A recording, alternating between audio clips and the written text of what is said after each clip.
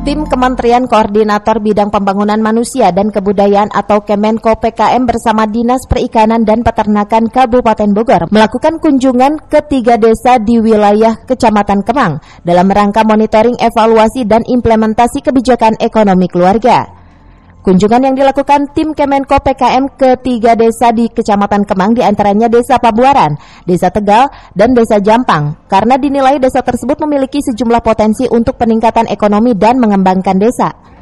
Kepala Dinas Perikanan dan Peternakan Kabupaten Bogor, Nur Hayati mengatakan, kunjungan Kemenko PKM ke sejumlah desa di Kecamatan Kemang itu selain untuk meninjau budidaya ikan, namun dari tim Kementerian PKM melihat langsung cara pengolahan ikan yang dikelola oleh kelompok tani di Kampung KB.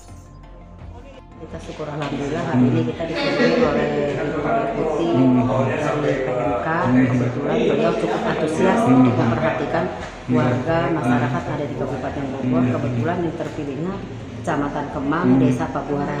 Kenapa Desa Pabuaran? Karena sekaitan dengan tugas dan fungsi Dinas Perikanan dan Peternakan. Kebetulan tadi kita melihat salah satu kelompok peternak ikan, termasuk di dalamnya bukan hanya ikan olahan, tapi di situ juga ada ikan hias dan lain sebagainya. Di situ juga sudah terkoordinir dengan kelompok Kampung KB-nya. Di dalam kelompok Kampung KB di situ memang tujuan kelompok KB bagaimana mesejahterakan keluarga, terutama peningkatan ekonomi.